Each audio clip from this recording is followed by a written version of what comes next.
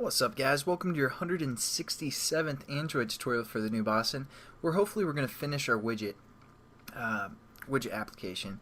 Don't want to go too much more into it, but just quickly, again, we want this activity to finish, and what we're going to do is if it can't load where the widget, which widget is basically opening this class, all we're going to do to this if statement, because I forgot, we're just going to say else and then finish as well.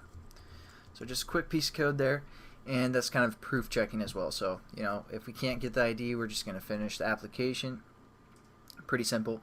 And in this tutorial, what we're going to do is we're going to be able to open an activity just based off of a button for the widget. So it's going to be a little bit different than we would if we were just creating a regular activity where we set up an intent and we just say start activity. We need to identify it with the button and all that stuff within our code. So before we call this update method for our app widget manager, we're actually going to add some lines of code here. So this is where we're going to set up our intent that we want to open, and we also got to set up a pending intent.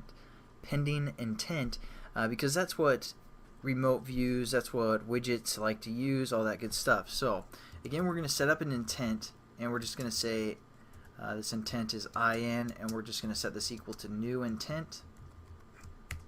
And we're going to refer to our context, which again we referenced as C, and then the activity that we want to open, or the class that we want to open.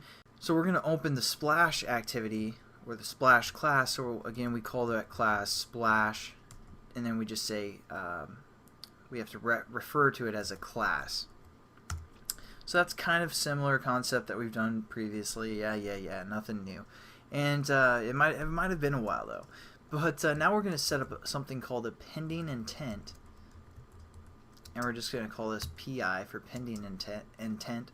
We're going to set this equal to the pending intent class, and we're just going to say .get activity, and it takes four things within its parameters: a context, which we're going to say C, a request code, which we're just going to say 0, and intent, which we're going to refer to the intent we just set up, which we called in, and the flags as 0 as well. So that's new. This is something, you know, that we use with widgets, pending intents. And now all we have to do is we have to set our on-click, our on-click listener basically to the button that we have in our widget. So it's going to be kind of similar. Again, we set up this remote views, and this is how we set our text view. Now all we're going to do is set our on-click listener for our button. So what we're going to do is we're going to refer to our views, which is a remote view, and then we're just going to say set on-click pending intent. And you're like, oh, pending, yeah. What's up with all these pending intents? Well, that's just the way that the widgets like to work. I don't know, they're kind of weird, but we're just going to go with it. And then all we have to do is refer to our button within our widget layout. So we're just going to say r.id.button widget open is what we called that reference. And we need to pass in the pending intent, which we set up here called PI. And there we go. And again, our app widget manager is going to update everything according to the ID and this remote views that we set up. And again, all we're doing is setting up an intent of the class that we want to open, and we're setting up a pending intent, which is going to kind of just refer everything to the context and to the intent that we want to open. And then we just have to set our on-click listener. You can think of it that way, but it's called on-click pending intent to that button, widget button, and the application that's going to open. So, and all we need to do is we need to set a result. So what we're going to do is we're going to set up a new intent, and we're going to call this result, something like that. We're going to set this equal to new intent as well.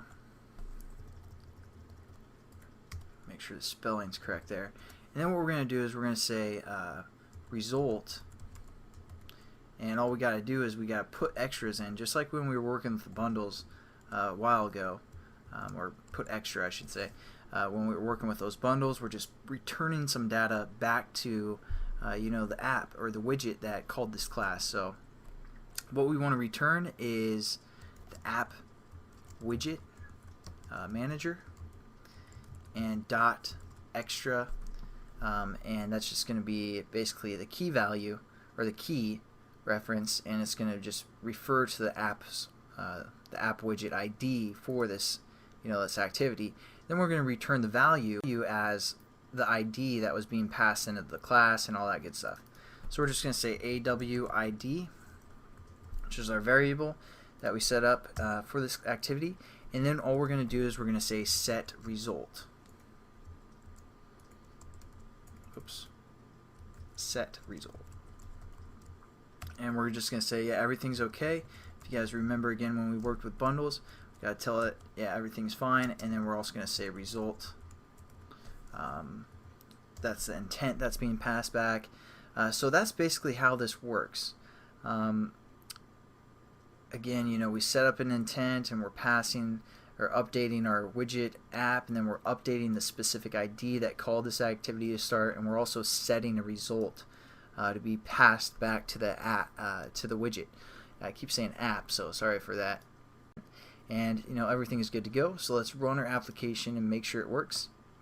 Also talk about some of the things that you guys can do to fix, or try to fix, which is the fun part of programming, always solving problems and that stuff, or seeing if you can figure out how to do the solution. So here's our activity. We're just going to go back. Just going to click on the screen and add a widget.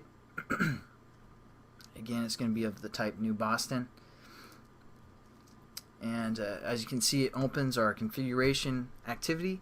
We're just going to type something, hit the button. It's going to set the result and send it back to our first text view, and our button will open up, hopefully, the New Boston. As you can see, the splash screen, which I narrowed down to like half a second because I was sick of listening to it. But yeah, so that works. And then the problem is it's not calling that on update method, because when you use the configuration type of widget, it won't call the on update the first time you create the widget. So you can either try and solve that problem by doing that within this configuration class, setting that up as well and all that good stuff. But hopefully you guys understand a little bit more about widgets, and I'll catch you guys in the next tutorial. Have a good one.